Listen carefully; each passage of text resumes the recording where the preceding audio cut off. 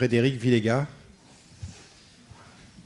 qui va donc nous parler, qui est neuropédiatre à Pellegrin, à Bordeaux, et qui va nous parler diagnostic, évolution des AVC pédiatriques.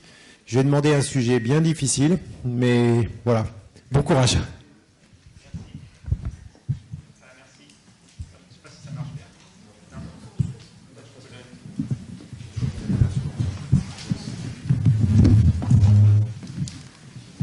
Voilà. Merci Philippe pour ta confiance, merci de m'avoir invité. Voilà, je suis assez passionné et j'essaie d'être disponible. Alors j'espère qu'on pourra construire des choses ensemble sur ces enfants. C'est vrai que j'ai essayé de discuter aussi avec Manuel Kosorotov de Necker et Stéphane Chabry de Saint-Étienne, parce qu'ils constituent ensemble un centre national de référence. Et Marilyn vous a dit tout à l'heure qu'il y a vraiment un numéro d'appel d'astreinte à Necker et puis une visioconférence le vendredi après-midi à Saint-Étienne pour discuter de tous les sujets sur les AVC de l'enfant. Et puis on a essayé de discuter avec les neuroradiologues, radiopédiatres de Bordeaux aussi. Alors je passe assez rapidement parce que Marine en a pas mal parlé, mais c'est vrai que vous avez compris que l'AVC en général chez l'enfant, c'est un impact humain, social et économique important parce qu'il y a un bon pronostic, un bon taux de survie, mais il n'empêche que quand on fait un AVC petit, on a les conséquences toute la vie du handicap derrière. Alors 5 à 10% de décès, c'est un peu des fausses statistiques parce que les enfants ne meurent pas forcément de leur AVC, mais de la pathologie qui a créé l'AVC. On a la même problématique dans l'épilepsie par exemple. En tout cas, c'est vrai que si un tiers récupère vraiment très bien, nouveau-nés et enfants compris, il y a quand même un tiers de séquelles légères, un tiers de séquelles motrices graves. Et ça fait finalement des dizaines de milliers de personnes qui ont un handicap et un coût pour la société et une altération de la qualité de vie. Alors, on le disait tout à l'heure, l'incidence c'est 1%, mais la prévalence c'est 10%, parce que finalement, là, c'est des enfants qui grandissent. Et finalement, ça récidive un petit peu selon l'étiologie initiale. Alors, c'est schématisé un peu sur cette diapo. Vous voyez finalement que l'AVC de l'adulte, c'est beaucoup. L'AVC de l'enfant, c'est pas beaucoup en incidence. Mais finalement, en France, par exemple, on a environ 300-350 cas par an d'AVC ischémique, 300 cas d'AVC hémorragique, et puis entre 300 et 500 cas d'AVC périnatal. On estime quand même que, en termes d'incidence, il y a plus de risques de faire un AVC autour de la naissance que pour un adulte, parce que finalement, dans ces cas d'AVC de l'adulte, c'est beaucoup des personnes âgées. Donc jusqu'à l'âge de 50 ans, entre 18 et 50 ans, on a moins de risques de faire un AVC qu'autour de la naissance. Et effectivement, si on s'intéresse à l'AVC néonatal, je trouve qu'il y a une physiopathologie et une cohorte qui est un peu comparable aux patients de l'ECMO, parce qu'il y a une physiopathologie assez inconnue. On a le foramen ovale perméable, on a une viscosité du sang qui est particulière, on a un déficit de la coagulation chez ces nouveau-nés. Il y a quelque chose d'un peu multifactoriel qui provoque l'AVC de manière inconnue. Et puis on a cette fameuse proportion de l'AVC gauche qui souligne un peu le côté thromboembolique probable, mais certainement avec de multiples facteurs. De la même manière que dans l'ECMO, il y a peut-être un problème de continuité de flux sanguin, de micro-inflammation locale, plus des accidents thromboemboliques en plus, quoi. Alors finalement, vous voyez, ça fait 1 sur 8 naissances, une naissance sur 8000 où il y a potentiellement un AVC chez l'enfant. Alors, je crois que Bernard n'est plus là, mais c'est un médecin qui a beaucoup de bon sens et j'ai bien aimé sa remarque sur les 70%, parce que moi non plus, c'est pas l'impression que j'ai. J'ai pas l'impression que les AVC de l'enfant, dans 70% des cas, ils ont un handicap derrière. Mais c'est parce que vous en doutez, quand on souligne une problématique, on la publie et on la met en évidence. Mais il faudrait comparer finalement cette cohorte d'enfants aux enfants lambda. Si on étudie une centaine d'enfants lambda, on va trouver aussi des difficultés scolaires, une auxiliaire de vie scolaire, des difficultés au sport. Donc on peut dire 70% de handicap chez l'enfant qui a fait un AVC versus 20% chez l'enfant qui n'a rien fait. En tout cas, on a un sentiment global de bons pronostics pour ces enfants. Moi, c'est une sorte de combat, parce que quand même, je suis un peu référent sur l'AVC néonatal, par exemple. Je les suis en consultation derrière, tous ceux qui ont lieu à Bordeaux. Et vraiment, je me bats pour les différencier des enfants qui ont une anoxo-ischémie ou qui ont une pathologie plus globale, parce que la plasticité est majeure. J'ai des cas d'AVC bilatéraux majeurs avec un syndrome de West derrière, une épilepsie assez terrible temporaire, mais à chaque fois, on a vraiment une évolution bien meilleure que pour l'hypoxie-ischémie ou les pathologies plus globales qui touchent tout le cerveau. Bon, en tout cas, on a des séquelles motrices pour ces enfants. On a beaucoup moins d'épilepsie qu'on l'imagine. Il y a un peu d'épilepsie au début, puis environ un tiers qui ont une épilepsie qui est assez facile à traiter. Et puis, c'est ces troubles cognitifs qu'on met en évidence et qui nous posent question, parce qu'effectivement, ils sont difficiles à comparer à la population générale. En tout cas, vous voyez, cet ensemble de données-là, c'est une cohorte de 112 patients qu'on a photographiés à un moment sur 3 ans. Moi, j'en ai inclus 3 et on est tous en France à en avoir inclus certains. C'est une sorte de modèle intéressant pour le suivi des patients ECMO, par exemple. Faire une photographie comme ça à un moment et recueillir des données sur des années derrière. Donc maintenant, on en est à presque 10 ans d'évolution. Et on continue de faire des publications sur l'évolution à chaque moment où on se pose pour faire des tests diagnostiques. Et ce qui est important, c'est de montrer que la qualité de vie ne diffère pas, par contre, chez les enfants. Alors, c'est un peu connu qu'effectivement, dans le handicap moteur notamment, les gens ont une qualité de vie qui est des fois au-delà de la population générale. Mais la qualité de vie, on voit qu'elle est altérée chez les parents, mais pas chez les enfants. Voilà. Alors, si on s'intéresse du coup aux AVC non néonataux, les AVC hémorragiques et ischémiques de l'enfant, on retrouve cette proportion quand même de 70%. Les 2/3 gardent une séquelle. Alors, cette séquelle, c'est pour ça que je vous dis qu'il faut se méfier du neuropédiatre qui dit pour moi, c'est un bon pronostic, parce que pour moi, un enfant qui boite un peu et qui a une auxiliaire de vie scolaire, il va bien, en fait. Voilà.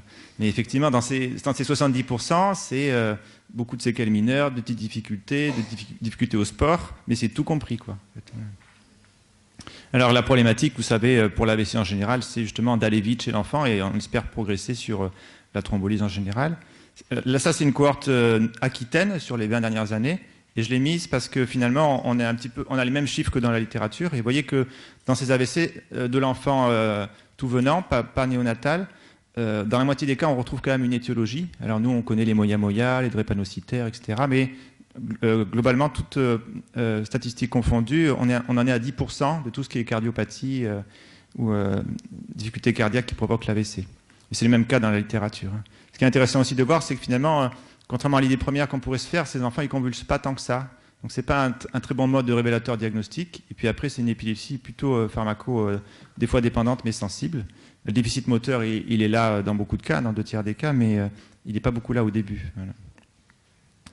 Et alors, si on regarde un petit peu dans la littérature, pour la chirurgie cardiaque, par exemple, hein, c'est une étude à Toronto là, qui est publiée en 2008 sur 5500 enfants qui ont bénéficié de chirurgie cardiaque. On retrouve environ 5 pour 1000 risques d'AVC. Hein. Alors ischémique et hémorragique confondus. Hein. Et alors, si on s'intéresse à l'ECMO, il y a quand même une belle étude sur 20 ans qui comprend la cohorte de tout l'outre-Atlantique, États-Unis, Canada. Sur 20 ans, on retrouve pour l'ECMO 7% d'AVC hémorragique et 5% d'AVC ischémique. Ça rejoint un petit peu ce que tu retrouvais à Trousseau, en fait, et un peu toutes les études. On regardera un petit peu, on n'a pas énormément de données sur comment ils évoluent, mais on essaiera de regarder un petit peu plus dans cet article-là tout à l'heure comment ils évoluent. Et en fait, ça, c'est une étude publiée par Boston aussi, hein, où sur 3... Alors, du coup, ils se sont intéressés beaucoup aux nouveau-nés, ceux-là, et sur 3500 patients, on a 12% d'AVC dans les ECMO. Et puis, ils ont remarqué que les facteurs de risque, finalement, d'AVC dans l'ECMO, c'est le petit poids. Alors ça, je sais que vous avez beaucoup progressé sur les soins de développement, la nutrition en cardiopédiatrie. Et puis, c'est la durée d'ECMO. C'est pour ça qu'aussi qu'il faut peut-être travailler dans l'idée que dès qu'il s'améliore, on essaie de limiter la durée de l'ECMO chez le tout petit.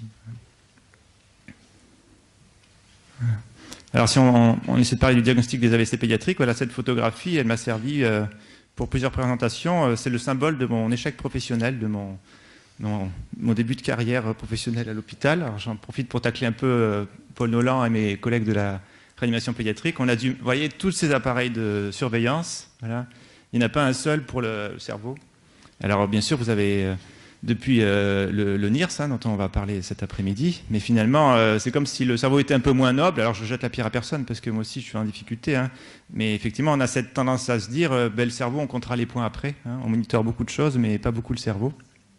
Alors, le NIRS, effectivement, on va en discuter après. Pour moi, neuropédiatre, c'est plus un élément de monitorage qu'un élément de diagnostic ou pronostic, en fait.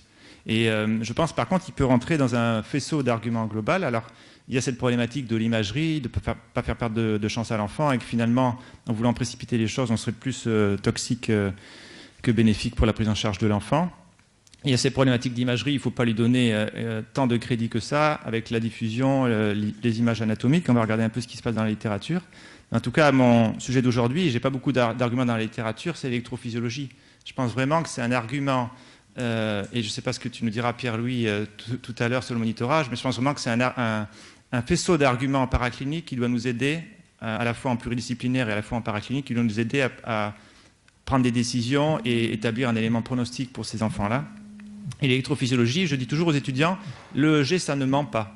On peut avoir un gros trou dans la tête, découvrir une porencéphalie et puis avoir aucune séquelle. Et moi qui ai fait un suivi aussi pendant pendant un temps des anoxoischémies. Tous les 3 mois, je faisais une échelle de Brunellesine et amyltison chez les nouveau-nés avec anoxoischémie. On a quand même plein d'anoxoischémies avec IRM normal qui sont infirmoteurs cérébraux catastrophiques en céphalopathe par la suite. Donc l'image, ça peut nous mentir. Le EEG, dans la mesure où ça voit ce qui se passe en temps réel, ça ne peut pas mentir. Alors je sais que l'électroencéphalogramme, c'est dur à faire, c'est parasité par l'ECMO en soi, et que c'est un soin de développement en moins chez l'enfant, mais il ne faut quand même pas oublier qu'il y a du coup l'électrophysiologie condensée.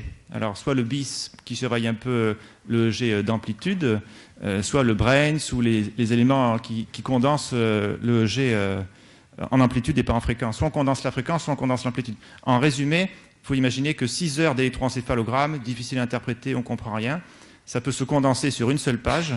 Et là, vous voyez, sur une page, n'importe qui peut interpréter ces électroencéphalogrammes.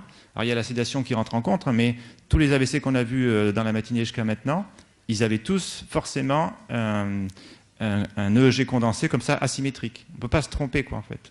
Donc là, alors qu'avec juste 4 électrodes, 4 autocollants, comme si on avait 4 électrodes cardiaques, 4 autocollants sur la tête, on peut vraiment avoir la découverte de l'AVC en temps réel et après des éléments pronostiques quand on baisse la sédation sur l'état général du fonctionnement du cerveau.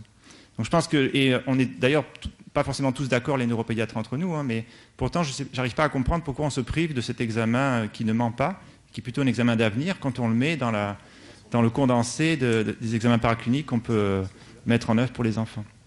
Alors pour l'imagerie, il y a eu quand même pas mal de petites cohortes sur l'ECMO, que des cohortes américaines des années 90. Ils ont quand même fait beaucoup d'ECMO précocement, notamment chez le petit. Et à chaque fois, ils disent effectivement, quand il y a une anomalie IRM, c'est annonciateur de difficultés. Je pense que la meilleure étude dans les années 97, c'était une étude sur 139 enfants qui avaient bénéficié d'ECMO. Ils ont montré qu'effectivement, tous ceux qui avaient des difficultés, des problèmes à l'IRM, ils avaient des difficultés neurologiques par la suite, pas forcément les AVC d'ailleurs, mais ils ont montré aussi qu'on avait du mal à créer une corrélation, comme je vous disais, entre la gravité de l'IRM et la gravité du patient sur le plan clinique par la suite. Il y a une autre étude sur seulement 22 patients américaines comme ça aussi, qui a montré en fait que quand l'IRM était normal, c'était un élément de bon pronostic. Voilà. Il n'y a que 22 patients, mais c'est pour dire que l'IRM, bon, il faut savoir pas s'en priver. Moi, j'aurais dit qu'elle est bien moindre par rapport à la clinique. C'est ce qu'on retrouve dans les anoxoischémies en général. Alors, si on regarde juste quelques cas comme ça qui vous rappelleront des bons et des mauvais souvenirs d'ECMO chez les bébés à Bordeaux, vous voyez par exemple une ECMO sur une bronchiolite. On retrouve ce qu'on retrouve d'ailleurs dans toute la littérature que je viens de vous montrer, une atrophie cortico-sous-corticale diffuse, des élargissements de l'intercillon et des espaces péricérébraux, qui n'est pas un élément pronostique en soi. Et puis on retrouve des hémorragies sous-arachnoïdiennes aussi. Et finalement, c'est un bébé qui a survécu, qui a un suivi à 2 ans, qui va bien maintenant. Donc c'est pas un élément extrêmement pronostique, ces hémorragies-là, chez l'enfant. Après un petit de 7 mois, mais qui avait un cœur triatrial, qui a fait finalement un AVC qu'on voit bien sur le scanner, un peu comme les AVC qu'on a vus ce matin, et qu'on retrouve en diffusion, en image anatomique par la suite. Celui-là, du coup, je ne pense pas qu'il ait survécu de ses difficultés cardiaques, mais c'est ce genre d'AVC-là pour lequel nous, les neuropédiatres et les neurologues, on dit qu'il y a un très bon pronostic grâce à la plasticité cérébrale. Après, je vous montre cet enfant qui avait une chirurgie cardiaque, un AVC péropératoire à 6 mois, dont on voit les séquelles ici. Et puis sur une ECMO branchée à 2 ans, on observe finalement ce qu'on avait pris pour un PRES syndrome ou les conséquences d'une hypertension artérielle, qui a été relu finalement comme vraiment un AVC ischémique. Et c'est la reperfusion qui donne cette image d'hypersignal sur l'IRM. Voilà un petit de 1 mois qui a une cardiopathie dilatée et qui a bénéficié d'une ECMO. Et alors lui, on voit vraiment cet AVC hémorragique qui devient ischémique par la suite, mais qui est en plein intraparenchymateux. Alors les radiologues disent bien qu'il y a du sang de tonalité différente et on ne sait pas trop si c'est parce que c'est très rapide ou au contraire plusieurs saignements les uns après les autres. Mais ça les étonne beaucoup, les radiologues, qu'on puisse avoir un saignement intraparenchymateux comme ça et pas du tout un accident sylvien qu'on connaît classiquement, quoi. Et c'est ça qui pose question sur la physiopathologie de l'AVC finalement. Et ça pose question aussi parce que dans le symposium sur les AVC européens, là, on a beaucoup parlé, vous savez, de l'injection de progéniteurs, de cellules progénitrices. Là, c'est un peu l'avenir de la prise en charge de l'AVC précocement. Mais si vraiment on met en évidence une physiopathologie qui concerne les médiateurs de l'inflammation, des microthrombis focaux et pas vraiment des thromboemboles, on pourra discuter de sulfate de magnésium, corticothérapie en pré-ECMO, des choses comme ça. Bon, c'est certainement dans des dizaines d'années, mais ça vaut le coup vraiment de suivre les cohortes et de se poser des questions de physiopathologie. Alors, vous voyez, une petite Pauline qui a une cardiopathie dilatée, elle a une ECMO à 6 mois avant une transplantation, et on observe des AVC ischémiques comme ici, mais on observe aussi, et ça, c'est Manuel Kosorotov de Necker qui voulait vraiment que je vous en parle, des petites images lacunaires, qui sont finalement des petites hémorragies lacunaires. Alors, il y en a aussi de l'autre côté, hein, des petites hémorragies, ici, là, pardon. Des petites hémorragies lacunaires, et celles-là, on a vraiment l'expérience, nous, en neuropédiatrie, qui ne représentent pas du tout un élément pronostique. C'est-à-dire qu'on pense qu'il y a des phénomènes d'hémorragie très focaux sur une vasculature terminale, et pas des thromboemboles ou des gros saignements globuleux. Et ça, ce n'est pas un élément pronostique. On le retrouve des fois d'ailleurs en post-chirurgie cardiaque, hein, comme s'il y avait eu des micro-hémorragies focales.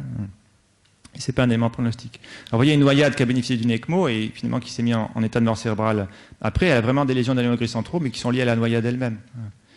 Et puis une petite noyée qui, elle, par contre, a bénéficié d'ECMO et qui a survécu. Et elle, bizarrement, elle a des accidents ischémiques multiples, corticaux, et elle a bien évolué par la suite. Donc, vous voyez que finalement, ce que je veux vous montrer par toutes ces histoires, c'est que les AVC dans l'ECMO, ils sont multiples, quoi. Ils sont intraparenchymateux, ils sont hémorragiques ischémiques, ça on l'a bien compris, mais ils sont intraparenchymateux, ils sont terminaux, ils sont des fois lacunaires, et donc une physiopathologie qui est mal comprise. Alors, on l'a vu, Liam, ce matin en cas clinique, avec ce gros AVC hémorragique globuleux, avec peut-être des troubles de la coagulation, hein. Et puis, vous savez aussi que le scanner, des fois, il nous sert à montrer ce qu'on a compris avant de le faire, hein, c'est qu'il y a vraiment des différenciations cortico-sous-corticales avec une état de mort cérébrale. Et quand on discutait tout ça avec les radiologues et qu'on s'arrachait les cheveux, il y en a un qui est passé et qui a cité cette phrase de Tolstoï. Il a dit « Mais votre histoire, ça me rappelle Tolstoï. » Et c'est vrai que ça commence comme ça, le roman Anna Karénine. Toutes les familles heureuses se ressemblent, mais les familles malheureuses le sont chacune à leur façon. Et c'est vrai que c'est un peu la conclusion de mon exposé, c'est qu'à la fois, il faut suivre les cohortes et à la fois, ils sont quand même tous différents. Alors l'échographie, moi j'ai essayé d'enquêter auprès des radiologues ce qu'on peut faire avec l'ETF en plus de l'ETF classique, parce que j'ai vu vraiment les radiopédiatres faire des échographies transosseuses et voir les AVC. Donc quand on a des difficultés comme vous les avez avec des enfants curarisés très instables qu'on ne peut pas bouger, pourquoi on ne ferait pas seulement un Doppler et une ETF, mais des échographies transosseuses? Il y a des publications d'ailleurs sur le sujet, hein. Là c'est une publication finalement sur des nouveau-nés qui n'ont pas bénéficié d'ECMO, mais qui ont une circulation extracorporelle. Et ils ont montré en évidence que sur 11 ans, quand ils ont fait des échographies à tous les bébés, ils ont réussi à trouver 17% d'anomalies sur les échographies. Ils ont mis en évidence 5% d'AVC rien qu'avec l'échographie. Bon, il y a quand même des publications qui montrent que l'échographie, elle est utile en fait, pour le diagnostic de ces enfants. Alors quelque chose de fondamental, simple, auquel vous ne pensez peut-être pas assez forcément, mais c'est Claudine Amiel-Tison qui l'avait décrit, la neuropédiatre de Cochin qui est partie au Canada après. Il y a quelque chose de... Si vous voulez, dans la neuropédiatrie, effectivement, vous avez compris, il y a de la plasticité, on manque d'éléments pronostiques, mais il y a des choses qui sont vraiment indétrônables. Par exemple, vous savez, un enfant, ça tient assis, mais il y a des gros pâteaux qui tiennent assis à 8-9 mois, pour autant, c'est pas grave. Et par contre, la tenue de tête, s'il y a 3 mois, il ne tient pas sa tête, il faut vraiment commencer à s'inquiéter. Il y a des choses fondamentales dans la neuropédiatrie qui sont l'état de base où il faut vraiment s'inquiéter. Et le périmètre crânien, ça ne trompe pas. Alors le dogme qu'il faut retenir, c'est un changement de 2 couloirs, et ça peut aller très vite, hein. Vous savez qu'il reste un peu longtemps en cardiopédiatrie ces enfants, et donc dans le mois qui suit l'ECMO ou l'intervention, on peut vite avoir une cassure du périmètre crânien. Et un changement de 2 couloirs, c'est vraiment significatif, ça ne trompe pas, j'ai jamais vu de cas où c'est pas significatif. Ou alors 2 couloirs de différence entre la taille et le périmètre crânien. Et elle a dit une deuxième chose, Claudine Amiel-Tison, fondamentale, et c'est pareil, j'ai toujours pas trouvé de cas où elle se serait trompée, c'est la position en chandelier. Alors là, vous pouvez vous moquer un peu de moi, parce que vos patients, ils sont tous un peu comme ça, curarisés, mais c'est dès que vous les désédatez. Le pouce adductus, par exemple, ça peut très bien être temporaire, fonctionnel, et puis il va le récupérer. Mais la position en chandelier spontané qui reste, c'est vraiment un signe annonciateur d'infirmité motrice cérébrale, où ça ne trompe pas, quoi, hein. Donc c'est fort de son expérience clinique, elle a décrit ces 2 signes comme étant vraiment très significatifs. Mais du coup, voilà, je vous propose vraiment de mettre le périmètre crânien dans vos surveillances de ces enfants fragiles, quoi. Alors j'ai presque fini, mais je pourrais vous dire 2-3 petites choses avant. C'est faire honneur à nos collègues italiens, parce que Precht, c'est un comportementaliste autrichien qui s'est intéressé aux singes beaucoup, qui a beaucoup travaillé sur le singe, les comportements du singe. Et puis dans les années 70, début des années 80, il a travaillé chez le bébé, le nouveau-né. Et il a travaillé avec Vigevano en Italie. Ils ont beaucoup publié sur les mouvements spontanés du nouveau-né. Donc ça n'a rien à voir avec un bébé qui, alors nouveau-né ou jeune nourrisson, hein, ça va jusqu'à 6 mois, 9 mois. Ça n'a rien à voir avec un bébé qui serait émis par éthique, vous voyez. Nous, médecins cliniciens, il a un AVC, on cherche à savoir s'il y a un côté qui bouge plus que l'autre. Mais comme le bébé est beaucoup soumis à une motricité automatico-volontaire, et surtout quand il est sédaté et qu'il se réveille juste d'un coma, on est beaucoup lié à une motricité très très archaïque. Il y a une motricité beaucoup plus subtile que ça à observer. Donc, ce qu'il a prouvé, c'est que finalement, cette motricité spontanée du nourrisson, du petit, elle est utile à la survie et à l'adaptation. Donc ça doit nous faire réfléchir, parce que dans nos services de réanimation, il faut laisser bouger les bébés. On a montré en électrophysiologie, justement, avec les delta brush, que c'est un renseignement du cerveau, de l'existence du corps de la part du cerveau. Le bébé qui bouge, il va renseigner sur son cerveau sur l'existence de ce corps, et secondamment, il va prendre le pouvoir.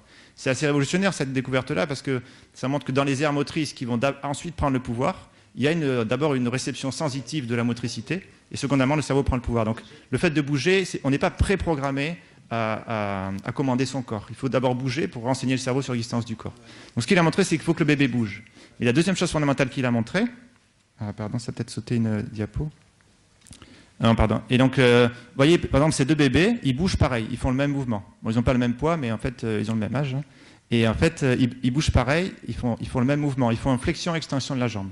Et à votre avis, lequel va bien et lequel va pas bien?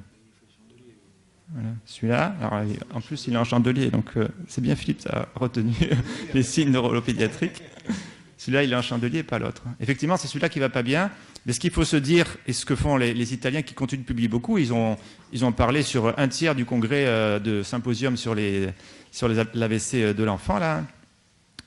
C'est pas le fait de revenir à la clinique, c'est une clinique particulière. Ils font des vidéos, ils les analysent à plusieurs expérimentateurs différenciés, et ils en tirent une conclusion.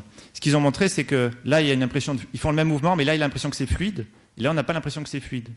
Et en fait, effectivement, on appelle ça les general movements, ou les mouvements spontanés du nouveau-né, et on se pose 3 questions quand on regarde un bébé qui bouge. On se dit, est-ce que ça change dans le temps, ou est-ce que c'est toujours le même mouvement dans le temps? Est-ce que ça change dans l'espace ou est-ce que c'est toujours le même mouvement dans l'espace? Et est-ce qu'on a cette fameuse impression de fluidité? Et en fait, ça a été montré que ça a une meilleure spécificité, sensibilité que l'IRM pour définir l'apparition du handicap. Et donc, quand on a des mouvements légèrement anormaux, on aura des troubles d'apprentissage. Et quand on a des mouvements franchement pathologiques, c'est forcément un enfant qui va être IMC. Donc, c'est pas pour dire à l'ère de la paraclinique, revenons à la clinique, c'est pour dire peut-être qu'il faut être ambitieux et filmer ces bébés qui se réveillent et qui bougent, et puis discuter avec les neuropédiatres de l'évolution de ces bébés. Alors, l'évolution des AVC pédiatriques, vous avez vu que déjà des peintres du XVIIe siècle l'avaient illustré en peinture, mais ce qui change de nos jours, c'est la plasticité cérébrale qu'on essaie de mettre en évidence de plus en plus. Alors, quand on regarde la littérature, ça en fait c'est pas forcément des enfants qui ont une ECMO, mais c'est des enfants qui ont une cardiopathie congénitale. Effectivement, on a le sentiment que quand ils ont fait un AVC avec une cardiopathie congénitale, il n'y en a que la moitié qui avait des signes annonciateurs d'AVC. C'est pour vous dire que la clinique seule ne nous aide pas forcément à faire le diagnostic d'AVC pour ces enfants-là. Mais en tout cas, pour la moitié des patients qui survivent, ils sont tous déficitaires. Et ça, ces petites études-là, ça traduit un peu notre impression globale qu'on a un bon pronostic pour l'AVC. Mais pour l'AVC post-cardiopathie ou post-ECMO, on a un sentiment un petit peu plus réservé, c'est-à-dire qu'ils ont peut-être quelque chose dans la physiopathologie qui change et qui font qu'ils sont un peu plus graves. Il n'empêche que la plasticité marche quand même. Et quand on regarde cette grosse publication-là sur des milliers et des milliers d'enfants sur 20 ans, on s'aperçoit que sur les 7% d'AVC hémorragique, il n'y a qu'un tiers de survivants. Donc effectivement, le pronostic est un peu plus grévé. À mon avis, c'est l'AVC qui grève le pronostic de la pathologie qui fait qu'il est sous ECMO ou de l'ECMO elle-même, plus que l'inverse, en fait. Et ce que je voulais vous dire sur cette publication, si je vous en parlais tout à l'heure, j'en ai parlé tout à l'heure, ils ont différencié 3 cas qui ont un AVC massif avec craniectomie. Il y en a un qui est mort, et il y en a 2 qui ont survécu. Ils ont un suivi à 10 et 11 ans maintenant avec une scolarité normale. C'est pour vous dire aussi qu'il faut qu'on sache quand même ne pas se laisser parasiter par le flot des publications, et qu'on ne garde pas en tête, de toute façon, il y en a 70% qui auront mal. Et c'est un pronostic catastrophique, parce que chaque histoire est individuelle, et puis il faut qu'on échange entre nous pour avancer, et pas baisser les bras sur ces techniques qui s'améliorent de plus en plus, et qui changent un peu notre regard sur les maladies des nouveau-nés, ou des insuffisances respiratoires, etc. Alors, juste un mot sur cette plasticité. Vous savez qu'en Belgique, ils travaillent de plus en plus sur le coefficient de diffusion libre de l'eau. Là, ils dessinent les fibres, ils les comptent une par une. Alors, c'est pas un élément qui a prouvé son facteur pronostic chez l'enfant, mais on y travaille de plus en plus avec des belles publications qui montrent un peu la plasticité cérébrale et la prise de pouvoir par le côté contralatéral. Si on regarde cet enfant, par exemple, qui a fait un gros AVC, on s'est posé la question, est-ce qu'il a une amblyopie avec cette atteinte du cortex occipital ou pas? Et grâce à l'imagerie DTI, on s'aperçoit que finalement les fibres contournent des fois l'AVC, et il y a une prise de pouvoir par d'autres fibres que les fibres initiales. Alors, en laboratoire d'exploration fonctionnelle à Toulouse, ils utilisent pas mal, chez l'adulte en tout cas, la stimulation magnétique transcrânienne, hein. Et là, c'est aussi assez extraordinaire pour différencier deux sortes d'AVC. On n'aurait pas pu dire lequel était le plus grave en imagerie. Et vous voyez qu'avec une stimulation magnétique transcrânienne, on peut la faire en sous-moteur ou à fréquence motrice. C'est un peu désagréable, mais on stimule avec un aimant finalement à travers le crâne, et on a la main qui bouge toute seule. Et donc la fibre est intacte, hein. Ce qu'on peut voir aussi, c'est un peu comme les general movements, ce qu'on peut voir en clinique, on le voit en paraclinique en fait. Et alors pour finir et pour essayer de construire quelque chose avec vous, moi cette fameuse photographie des 100 patients nouveau-nés qu'on a fait, qu'on suit, on s'aperçoit finalement au fil des années, on essaie de voir un peu quelles sont leurs difficultés motrices, quelles sont leurs difficultés à l'école, est-ce qu'ils sont épileptiques ou pas. On pourrait facilement faire la même chose avec les patients ECMO. Et là on est en train d'utiliser la MIFMOM c'est une échelle de développement qui a été développée par les Américains dans les années 80, qui a été traduite dans les années 90 par les Français. Et c'est une échelle qui est très intéressante parce que, alors j'ai pas de chance parce que il y a 3 diapos qui ne sont pas passés. Alors, c'est pas très grave. Pour vous dire, cette échelle MIFMOF, alors elle ne se fait pas par téléphone, mais elle prend 15 à 30 minutes et elle évalue finalement le confort de vie du patient dans sa motricité, dans son intelligence. Est-ce qu'il peut se baigner tout seul? Quelle est son autonomie de marche? Quelle est son autonomie alimentaire? Elle est très facile à faire.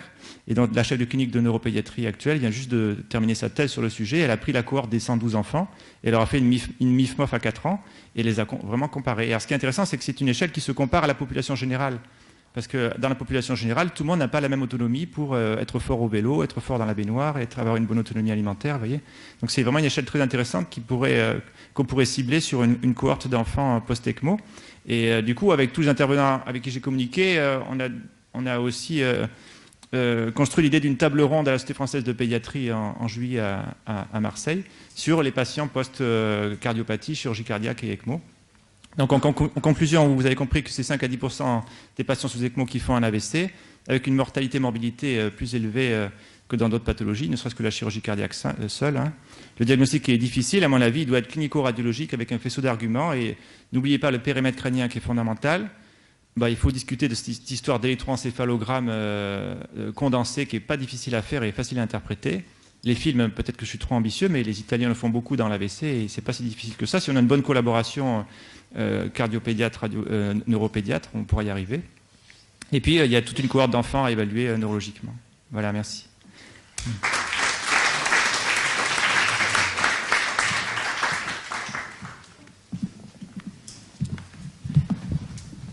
Eh ben, c'était une super idée de t'inviter, hein, je peux dire.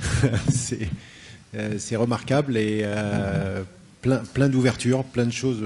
J'ai découvert plein de choses, donc c'est super et ça montre bien qu'il était vraiment temps qu'on coopère, qu'on travaille ensemble, surtout que de votre côté, vous avancez remarquablement bien. Et je retiens juste le retour à la clinique, comme quoi il faut vraiment qu'on les regarde. J'oublierai jamais le chandelier, donc ça c'est remarquable. Ensuite, je retiens l'électro-amplifié et ça, demain j'y passe, c'est promis, il me faut le matériel, on y passe. Donc c'est vraiment très intéressant. Donc quelles sont vos remarques, quelles sont vos questions après cette présentation brillante? Ah ben ça vous a laissé sans voix, on dirait. Vas-y Pierre. À Nantes, on a la chance d'être à côté d'une unité de néonates donc, qui a acheté un Brains il y a 1 an et demi, 2 ans. Donc comme on reçoit aussi un peu quelques souffrances, on l'a utilisé dans ce cadre-là et puis on se met, j'en discutais ce midi avec Pierre-Louis, on se met à regarder un petit peu ce que ça donne sur tous les patients. On a l'impression déjà que c'est très facile à mettre en place, qu'il n'y a pas de parasite avec l'ECMO, qu'on peut mettre les électrodes de NIRS aussi à côté, et puis on a une impression comme ça favorable. Donc c'est vrai que s'il y a d'autres centres qui peuvent avoir accès à la technologie et qu'on peut regarder un peu la prédiction d'événements avec l'AEG, ça pourrait être une première idée pour le club ECMO. Et, donc je ne sais pas si vous prêtez les uns les autres du matériel. On va aller lui prendre, je pense. Jean-Baptiste Mouton va aller lui prendre. Je te rejoins complètement en fait. C'est vrai que ce que disait Xavier ce matin sur le monitorage multimodal, nous de la même façon à Toulouse, on l'utilise systématiquement maintenant sur les post-op de CEC néonatal, le NIRS et l'AEG. Et c'est vrai qu'on est le EG ment pas en fait. Alors que des fois c'est vrai qu'on est faussement rassuré par le NIRS et on voit à l'EEG soit une asymétrie, soit des convulsions.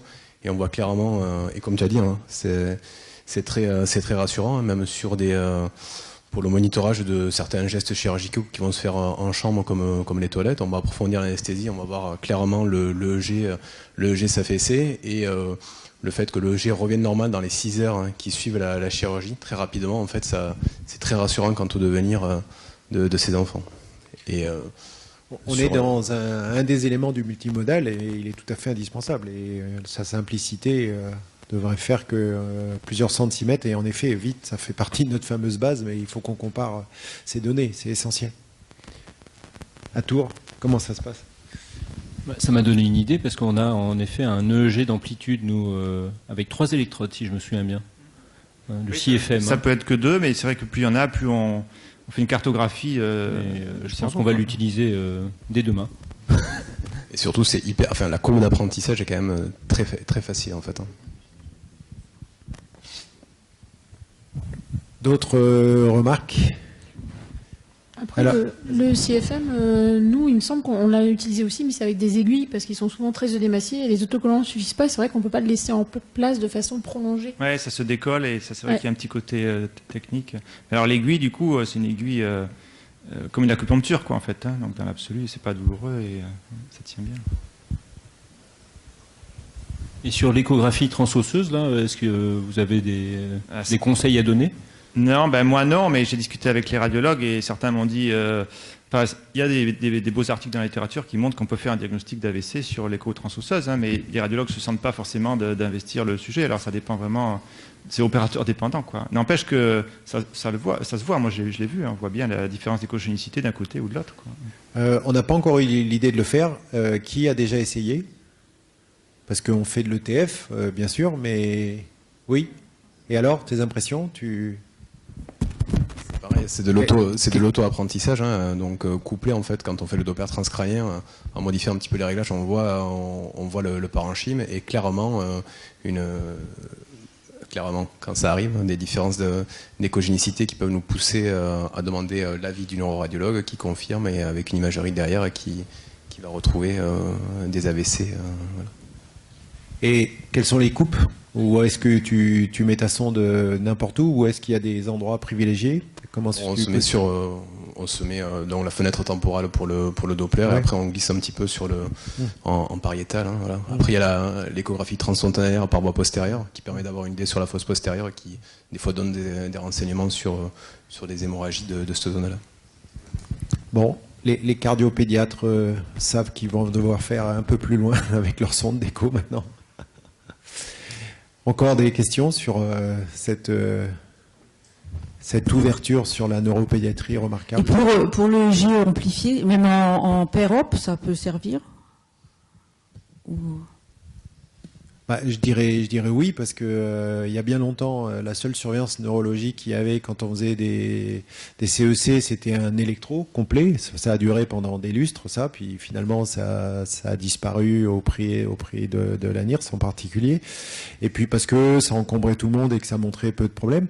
Mais je pense que c'était surtout la lourdeur technique de mise en place des fils qui passaient partout qui a fait que ça s'est sorti de la phase péropératoire. Mais comme le système a l'air très simple à mettre en place, je pense qu'on va aussi avoir beaucoup d'intérêt dans les phases autour de la CEC pendant l'intervention. C'est clair, ça fait partie du monitoring qu'il faut associer de la même façon comme on met la NIRS, bien sûr.